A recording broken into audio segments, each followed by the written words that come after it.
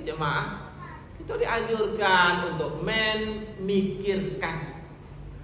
Dalam Quran kan banyak. Afala yanzuruna ilal ibil kaifa khuliqat wa ilas sama kaifa rufi'at wa ilal jibal kaifa nusifat wa ilal ardi kaifa sutihat. Itu kan Allah memancing manusia, mau pikir kalian.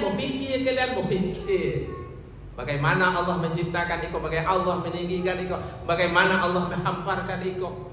Allah memancing manusia supaya berpikir. Kenapa? Dari berpikir tu nanti jemaah muaronyo aku. Apa itu? Ma khalaq hadzal batil. Artinya Allah yang menciptakan. Allah menyuruh awak memikirkan ciptaannya.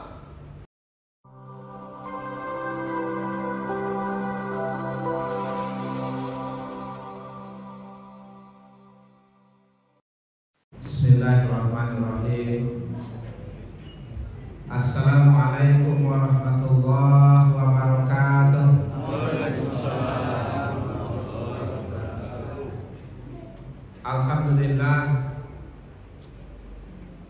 Alhamdulillahillazi anzalal Qur'an hudan lil mu'minin. Asyhadu an la ilaha illallah lahul mulkul mubin. Wa asyhadu anna Muhammadan abduhu wa rasuluhu wa khataman nabiyyin. Allahumma shalli wa sallim ala sayyidina Muhammad wa ala alihi wa ashabi ajmain. Ma'asyiral muslimin rahimakumullah. Bapak-bapak, ibu-ibu sekalian, jemaah maghrib, hamba Allah yang kami hormati. Alhamdulillah, jemaah, segala puji bagi Allah Subhanahu wa taala. Mudah-mudahan kita selalu senantiasa berusaha berbuat demi masa depan kita, dunia dan akhirat. Kalau dunia ini yang sedang kita lewati, kalau akhirat itu jemaah dimulai dari barzah. Barzah, kemudian ba'as, masar, hisab, jaza. Itu akhirat. Hari-hari atau alam-alam akhirat. Kita telah melewati 3 alam. Alam malakut, alam rahim, dan alam dunia. Insyaallah tidak beberapa lama lagi akan OTW ke alam barzakh. Mau tidak mau, sanggup atau tidak, suka atau belum, kalau datang jadwal keberangkatan ke alam barzakh, maka tidak ada kekuatan yang bisa menghalanginya. Sekali lagi jemaah, kapan mati tak masalah. Masalah terbesar adalah siap tidak menyongsong kematian itu. Ya, kalau sesuatu yang pasti tidak perlu diragukan. Ya, masalahnya adalah siap tidak menyongsong kematian itu. Sesuatu yang sudah pasti, kapan sajalah. Kita hanya bisa berdoa jemaah. Ya Allah, kalau waktu itu masih panjang, isilah waktu kami, isilah aktivitas kami dengan sesuatu yang menyebabkan bisa mendatangkan dan mengundang keridhaan-Mu. Kalau waktu itu masih panjang, tapi kalau waktu itu sudah singkat, ya Allah, jadikan hari itu hari yang terbaik di dalam kehidupan kami, di mana di saat itu Engkau telah meridhoi kami. Jamaah, sebagai seorang muslim, itulah tujuan akhir dari kehidupan kita, di mana Allah telah ridho kepada kita. Ini jamaah, sehingga ada slogan orang, ila anta maksudi wa ridhoka matlubi. Ya Allah, Engkaulah yang kami maksud dan keridhoanlah mulah yang kami tuntut. Jemaah yang terhormat, baik, sedikit menjelang Isya nanti saya ingin bicara masalah wasiat Nabi kepada Ali bin Abi Thalib karramallahu wajhah. Salah satu hadis wasiat Nabi kepada Ali, di mana Nabi pernah mengatakan, ya Ali, la tuti' nazrata bin nazrati, fa innaka ula walaika laka akhirati. Jemaah, ini pesan. Ya Ali, jangan kau ikuti pandangan pertama dengan pandangan kedua, karena pandangan pertama adalah untukmu, pandangan kedua adalah dosamu. Jemaah, ini hadis berkenaan tentang etika memandang. Etika memandang. Dalam hadis ini terang dan jelas disebutkan, kalau yang memandang tersebut tentu memandang sesuatu yang dilarang. Kalau bahasanya terpandang, itu tidak berdosa. Tetapi kalau setelah terpandang kau tak memalingkan wajahmu ke arah yang berbeda, maka pandangan-pandangan berikutnya sudah menjadi dosamu. Jadi kalau terlihat tak berdosa, tapi setelah terlihat dilihat terus, maka itu menjadi dosa. Jemaah yang terhormat, ingat baik-baik sebuah kesimpulannya jemaah yang harus kita yakini seyakin-yakinnya. Apapun yang Allah perintahkan pasti baik apabila kita kerjakan. Apapun yang Allah larang akan baik apabila kita tinggalkan. Itu tidak bisa dibantah jemaah. Apapun jenis perintah Allah itu demi kebaikan manusia dan demi keselamatan manusia itu sendiri jemaah. Kenapa? Karena Allah memerintahkan sesuatu itu, dan sesuatu itu pasti baik. Dan sebaliknya, apapun yang Allah larang, kalau kita kerjakan juga jemaah, dipastikan ada mudarat yang menunggu setelah perbuatan itu kita lakukan. Jemaah yang kami hormati, nih yang harus kita yakini. Dan begitulah dalam etika memandang. Apapun sesuatu yang dilarang, yang kita lihat, yang kita pandang, di saat agama sudah melarangnya jemaah, ada hadis yang mengatakan sittatul hisol ra'yul ma'asih. Nah ini jemaah, ada 6 bahaya apabila kita suka melihat sesuatu yang dilarang. Entah itu secara langsung. Kenapa? Suka duduk di tepi jalan, suka duduk ke kodai, berjam-jam tuh uang lalu lelang di situ. Jamaah, ada peluang untuk menengok yang tidak baik. Tuh. Atau mungkin kita tengok melalui alat media TV. Lah yang lebih efektif jamaah apa? HP. Nah, itu kok masih arah ya. Aku nemuin ini kono, apapun yang wak tengok di HP.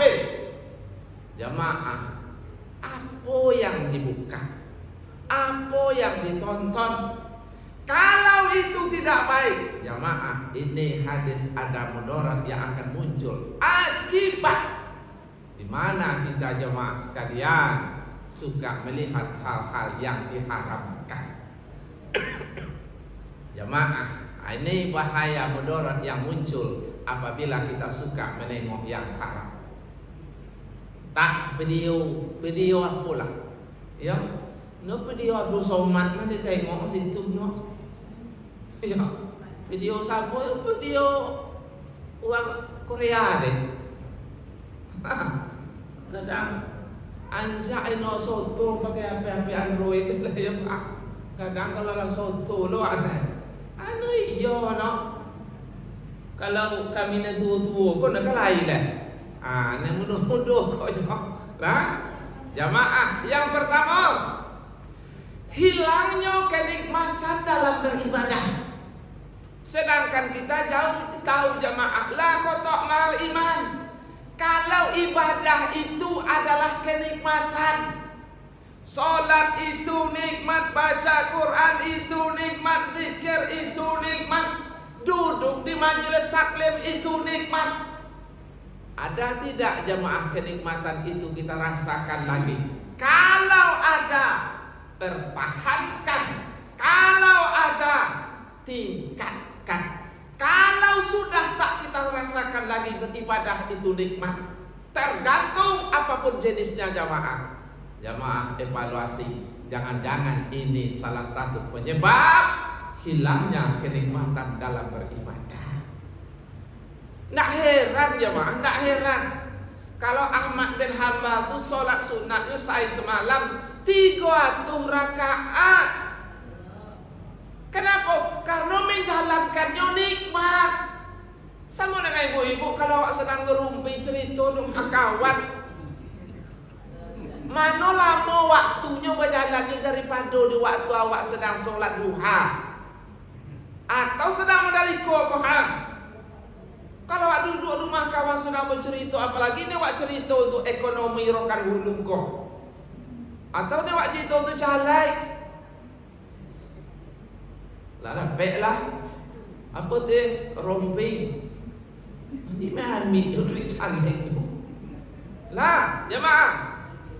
Hilangnya kenikmatan dalam beribadah. Yang kedua, wahijabu min Allah wa rasulih. Allah tutup hijab, Allah buat pembatas antara dia dengan orang itu. Jamaah, hilang kontak kepada Allah. Kenapa? Karena ulah kita. Jamaah, sebetulnya Allah itu ingin dekat dengan kita. Kenapa? Karena Allah tahu banyak masalah kita jamaah yang tak bisa otak dan otot menyelesaikannya. Maka Allah ingin campur tangan membantu masalah kita. Tapi sayang, sungguh sayang, kita ciptakan dinding pembatas antara kita dengan Allah Subhanahu wa ta'ala. Hilang kontak, tidak ada komunikasi, tidak ada connect. Kenapa? Karena ulah kita. Mantap jamaah kalau hidup ada semacam kontak langsung kepada Allah Subhanahu wa ta'ala. Seperti dalam kisah jamaah ada Imam Bukhari. Imam Bukhari itu kan perawi hadis yang paling populer. Kalau Imam Muslim itu murid beliau. Imam Bukhari itu jamaah di akhir-akhir di masa tubuhnya tinggal di Naisabur. Setelah tinggal di situ diusir oleh pemerintah di situ jemaah. Oleh Imam Bukhari poilah ke pinggiran kota Naisabur. Oleh pemerintah diusir juga. Setelah diusir pulang kampungnya jemaah ke Bukhara. Bukhara itu kan kampungnya Imam Bukhari. Pulang ke Bukhara. Tidak beberapa lama di Bukhara jemaah diusir lagi oleh pemimpin waktu itu. Pindahnya ke pinggiran kota Bukhara. Tetap datang pasukan pemerintah untuk mengusir Imam Bukhari dari pinggiran kota Bukhara. Oleh Imam Bukhari pindah pula ke kota Samarkand. Ya, sabar. Pindah ke kota Samarkand. Sampai di Samarkand jamaah datang intel untuk tidak boleh tinggal dimanapun di wilayah di Samarkand. Jamaah, apa kata Imam Bukhari jemaah? Di waktu seluruh barang-barangnya dinaikkan di atas kendaraan, naik di atas kudunya jemaah, dia berdoa kepada Allah, ya Allah, tidak sepertinya tidak ada lagi bumi ini tempat saya tinggal ya Allah. Alangkah indahnya ya Allah, seandainya Engkau bawa tinggal di sisimu. Ya Allah, tidak ada lagi bumi ini tempat saya tinggal ya Allah. Alangkah indahnya ya Allah, seandainya aku tinggal di sisimu. Jamaah, doa apa tuh jamaah? Doa Imam Bukhari. Naik di atas kendaraan 20 meter jamaah, kudunya berjalan. Imam Bukhari pun terkulai meninggal dunia. Kontak langsung. Kenapa? Hubungan dengan Allah tak ada batas. Itu kan doa, seolah-olah doa Imam Syafi'i apa tuh jemaah? Imam Bukhari apa tuh? Minta, ya Allah, angkatlah aku di sisi. Bu, ibu pernah doa model itu? Ya Allah, aku tolong. Angkatlah aku di sisi, ya Allah. Iyalah kau yang malaikat berbuka. Jamaah itu yang dilakukan oleh Imam Bukhari rahimahullah. Ya Allah, tak ada lagi tempat bagiku di dunia ini, ya Allah. Ya Allah, alangkah indahnya andai kau angkat aku di sisimu. Berapa jauh? 20 meter tuh Pak. Sepanjang itulah Imam Bukhari berjalan sampai 20 meter di depannya. Imam Bukhari pun terkulai jamaah, ya, dengan husnul khatimah. Lain Imam Bukhari, lain pula Malik bin Dinar jemaah. Malik bin Dinar itu jemaah seorang raja yang meninggalkan kemewahan kerajaan hanya untuk menggapai dan mencapai keridhaan Allah Subhanahu wa taala. Awal-awalnya raja, Pak. Suatu malam Malik bin Dinar orang yang taat, tahajud malam di rumahnya, di istananya. Dalam setelah tahajud tuh nyata tidur Pak. Ya, tidak masalah. Jadwal tidur Nabi 3 kan? Kalau memang awak mau, ada 3 jadwal tidur Nabi. 1 sebelum zuhur. Lah, yang kedua malam. Yang ketiga siap tahajud. Nah, berarti antara tahajud dengan subuh Nabi masih tidur. Kalau mau. Tapi karena tidur lewat subuh, janganlah. Kenapa awak tidur sontak tuh kok itu bisa? Kalau Nabi tidur di waktu yang 3 itu, malam, siap tahajud sebelum subuh dan sebelum zuhur. Ya, sebentar dah. Durasi menitnya aku tak tahu. Ya, tak berapa lama ya. Tapi setelah tahajud menjelang subuh Nabi mesti tidur. Silakan. Jadi Malik bin Dinar tahajud, siap tahajud itu tajago atau tidur. Dalam tidurnya tuh jamaah tuh dong ada teh loteng, ada teh istananya bunyi kerusak kerusut. Seolah ada binatang, ada sesuatu di atasnya. Akhirnya jemaah di dalam mimpinya dia tengok kate. Pai kate, setelah nampak kate, nampaklah seseorang tua sedang mencari sesuatu. Ditanya oleh Malik bin Dinar, wahai tuan, apakah gerangan yang tuan cari di atas istana agung? Jawab yang sedang nyari tadi, apa jawab? Aku sedang mencari untaku yang lepas. Kecek Malik bin Dinar, wahai Pak Tuan, tidak mungkinlah rasanya untamu sampai ke atas istanaku. Ya, yang benar sajalah. Engkau mencari unta kok sampai di atas istanaku. Dijawab oleh Bapak tua tadi, wahai Malik, sama dengan engkau. Aku mencari unta di lotengmu memang sesuatu yang mustahil. Tapi engkau mencari Tuhan di dalam istanamu itu lebih mustahil. Nah, dia jemaah setelah mendengar dapat pesan singkat dari mimpinya tadi, maka Malik bin Dinar pun meninggalkan istana, meninggalkan kerajaan dengan segala kemewahannya, pergi menyendiri di tempat yang jauh, di tempat yang sunyi, hanya untuk konsentrasi beribadah kepada Allah. Berangkatnya tengah malam jemaah, seisi istana sedang tidur, Malik bin Dinar pun meninggalkan istana. Gempalah istana besoknya. Kemana Malik bin Dinar? Kemana Malik bin Dinar? berhari-hari mencari, berminggu, berbulan, bertahun-tahun tidak ditemukan. Sedangkan kerajaan terus dilanjutkan oleh penggantinya. Kemudian jemaah, waktu pun berjalan. Hampir 10 tahun kemudian, jemaah dapat informasi Malik bin Dinar ada di suatu tempat. Oleh pihak kerajaan berangkatlah, seluruh keluarga berangkat, seluruh petinggi-petinggi kerajaan berangkat. Kenapa? Ada informasi Malik bin Dinar ada di suatu tempat. Berangkat ke situ jemaah. Ada sesuatu yang paling mengharukan. Apa? Anak yang dulu kecil sekarang sudah mulai remaja. Kenapa? Karena begitu lama ditinggalkan. Akhirnya jemaah terjadilah pertemuan yang amat mengharukan itu. Malik dan seluruh keluarga kerajaan dan bertemu.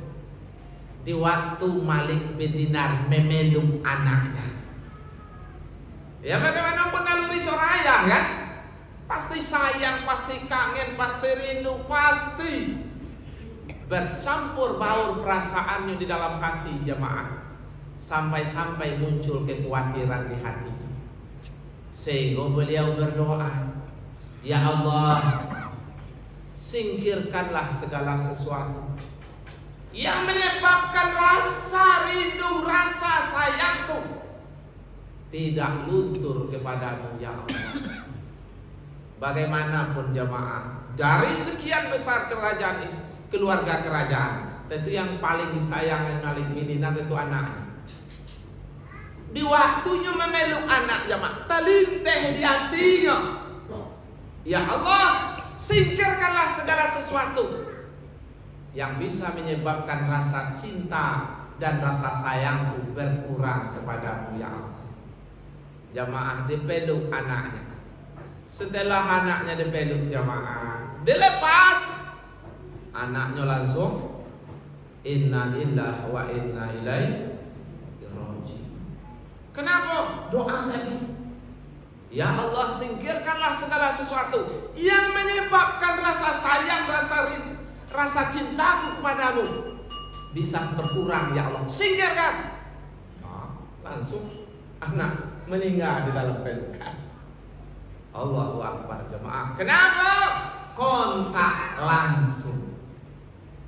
Tapi berarti cerita kita jemaah, kalau hijabu minallah wa rasulih, Allah membuat hijab kepada orang yang suka melihat sesuatu yang agama jelas-jelas melarangnya. Allah buat ini kontak, tidak akan langsung lagi. Lah, wa rasulih, dan rasulnya. Jamaah, rasa kangen, rasa sayang, rasa rindu, rasa bangga sebagai umat rasul dan selamat itu hilang. Perasaan rindu, sayang ke rasul itu semangat. Jamaah, akan Allah hilangkan bila kita suka melakukan hal itu. Yang ketiga, sedangkan jemaah yang selanjutnya wa gulikot wa hamman ma'asabih. Wa hamman ma'asabih itu cuma kegelisahan yang terus menerus gelisah. Jemaah, kita ingin hidup yang sementara, hidup yang sebentar ini kita ingin melewati dan melaluinya dengan tenang dan damai. Tapi kalau perbuatan kita yang menyebabkan kita tak bisa tenang, kita tak bisa tenteram, kita tak bisa nyaman, tak bisa damai, itu akibat yang ketiga jamaah. Wahamman ma'asabit, kegelisahan yang terus menerus. Yang keempat, wahuliqat minal akli, berkurang kecerdasan, otaknya tumpul, analisanya dangkal, firasatnya meleset. Kalau menebak salah, kalau menduga tidak benar. Firasat itu jemaah, kalau firasat orang muslim itu ilham, tidak pernah meleset. Coba bayangkan jemaah, seorang pendeta pernah menguji Imam Syafi'i. Seorang pendeta pernah menguji Imam Syafi'i. Kenapa? Karena dia tahu kalau pirasat seorang muslim itu tidak pernah meleset. Pirasat seorang muslim itu ilham. Jadi dites. Pernah di waktu suatu hari Imam Syafi'i sedang memberi pengajian kepada ribuan muridnya. Datang pendeta pura-pura sholat sunat di sampingnya. Sholat sunatnya khusyuk pakai menangis. Murid Imam Syafi'i sebentar menengok kepada pendeta, sebentar menengok ke pendeta. Imam muridnya tadi tidak tahu kalau itu pendeta, taunya itu orang soleh. Jamaah sekalian, menengok konsentrasi muridnya terganggu oleh orang yang sholat tadi yang sebetulnya pendeta. Apa kata Imam Syafi'i jemaah kepada muridnya? Wahai muridku, sudah, kita tutup pengajian ini. Demikian saja yang dapat disampaikan. Terima kasih karena konsentrasi kalian sudah terganggu oleh ahli neraka itu. Kata Imam Syafi'i, kecongang lah muridnya ya. Apa maksud waktu sholatnya lama, khusyuk pakai menangis, sujudnya lama. Jadi Imam Syafi'i setelah menutup pembicaraan berdiri meninggalkan murid-muridnya. Tadi yang sholat belum selesai. Selesai dong sholat, dia langsung bergabung dengan murid Imam Syafi'i. Apa kata pendeta tadi? Yang nyamar tadi. Mana guru kalian? Kata muridnya dia sudah pergi. Ada tak dia meninggalkan kata-kata sebelum pergi? Kecek muridnya, lain. Apa keceknya? Lain nak kami nyobuk nobongi Muhammad. Oh iya kok. Sampaikan saja, aku ikhlas, aku rela, aku ridho. Apapun yang guru kalian katakan kepada aku akan menerimanya. Akhirnya jemaah kalau telah lay komitmen tadi kan, baiklah aku akan mengatakan apa yang dikatakan akhir sebelum guru kami meninggalkan jemaah. Apa katanya? Kata murid kami, kata guru kami, ya katanya engkau kok ahli neraka. Karena kami sering menengok, ia mengatakan kenapa kalian terganggu oleh ahli neraka itu. Murid Imam Syafi'i bisa dikelabui, tapi kalau Imam Syafi'i tajam, nggak bisa. Muridnya yang ribuan itu bisa dikelabui, tapi kalau Imam Syafi'i tidak bisa. Akhirnya jamaah, apa kata pendeta yang nyamar tadi? Di mana rumah guru kalian? Dijawab di situ. Tanpa basa-basi berangkat ke rumah Imam Syafi'i. Di tengah jalan ketemu Imam Syafi'i. Jamaah dirangkulnya Imam Syafi'i, dipeluk kaki Imam Syafi'i. Ia pun mengatakan, asyhadu alla ilaha illallah wa asyhadu anna Muhammad Rasulullah. Artinya apa jemaah? Pirasat. Kalau awak menebak meleset, menduga salah, kalau siap monoko awak suzon jadinya. Ini pernah topek loh. 10 awak toko 8 salah. Yang monoko lah. Aku 2 yang no bisa mononga ku no kunona. Menggunakan bahasa itu pun no pernah ku buat. 1 agak hati. Itu referensinya agak hatiku itu udah pernah coba. Uang ngecek waktu ragu. Kalau sumbernya agak hati. Yang kedua kecek uang. Kecek siapa? Nolai di antara awak kaya no benamo ni no. Maka kalau nanti sumber referensi pembicaraannya kecek uang cek agak hati cek, itu 90% takwa jamaah salah. Nah itu, kenapa? Karena kelemahan analisa. Utak tumpu analisa dangkal, firasat meleset. Wa ghuliqat minal akalain, lemah kecerdasannya. Kenapa? Salah satu dampak dari menengok yang haram. Akibatnya apa jamaah? Setelah kelemahan intelektual, lemah saraf berpikirnya. Wa haramallahu ajabu minad dunya. Ia tidak akan mampu melihat keajaiban-keajaiban ciptaan Allah di alam dunia ini. Nah, bisa mengambil ikhtibar dari proses yang ada di depan kita. Jamaah, dalam Al-Quran awak disuruh tafakkaru fi khalqillah wala tafakkaru fi zatillah innakum la ta'dirun. Pikirkanlah yang diciptakan Allah. Artinya apa? Dari proses penciptaan Allah nanti jemaah, banyak ikhtibar yang bisa kita petik. Setelahnya apa jemaah? Banyak ikhtibar yang kita dapat. Kenapa? Karena Allah menciptakan alam kok penuh dengan keajaiban-keajaiban.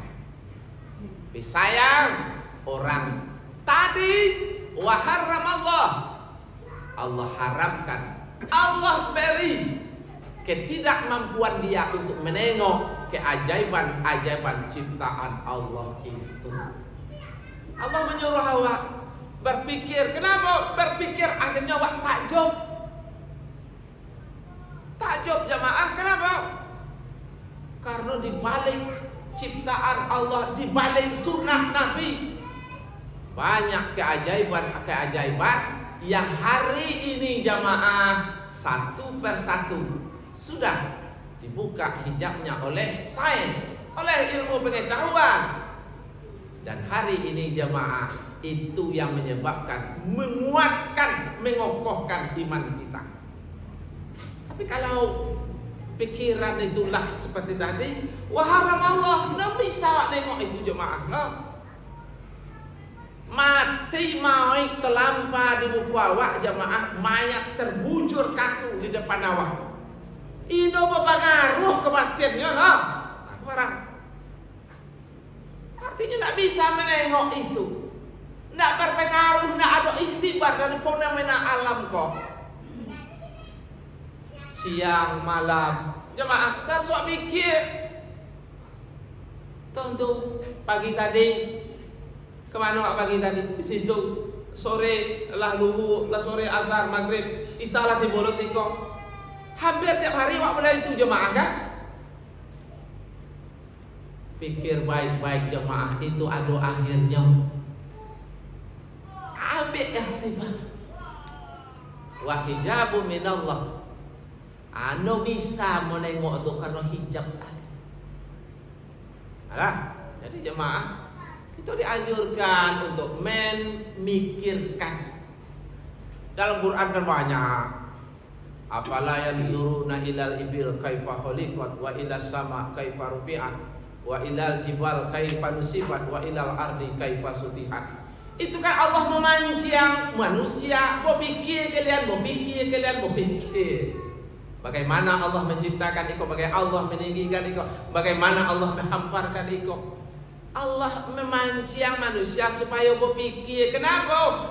Dari berpikir itu nanti jemaah muaronya ada. Apa itu? Ma khalaq hadzal batil. Artinya Allah yang menciptakan. Allah menyuruh awak memikirkan ciptaannya. Yang no boleh itu jamaah memikirkan inyo. Wala tafakkaru fi zatillah. Jangan kalian mikir aku. Ennakum la ta'dirun. Kenapa? Karena kalian tidak akan mampu. Yang dilarang dokek-dokek iyalah. Kenapa? Dulu gila pada tahu. Kalau awak pikir lah ngapu lah Tuhan kak. Jamaah, kalau itu yang terlintih di hati awak, sedangkan itulah dilarang, jamaah, berarti awak melakukan sesuatu yanglah dilarang. Nanti itu ada mudarat yang datang. Kenapa? Masih mencoba-coba memikirkan sesuatu yang dilarang. Jamaah, jadi jangan, mohon maaf, kadang-kadang kan ikut image orang subuh itu kurang bagusnya seperti itu. Kalau bisa jamaah yang subuh itu tahu dulu hukum. Nah, hukum fikih. Kemudian apa? Tahu jamaah hukum tauhid iman kolah punya. Lanjut. Silakan. Tapi kalau modal nol, aku payah. Ajak belajar dari buku situ nampak tadi nampak tuntunan sholat lengkap. Ancak tuh. Kenapa dasar mak awak dulu? Nah, jadi jamaah, wa haramallah hijabu minad dunya, Allah tutup ya apanya kemampuannya untuk menengok keajaiban-keajaiban ciptaan Allah Subhanahu wa taala. Kemudian yang terakhir jamaah, ya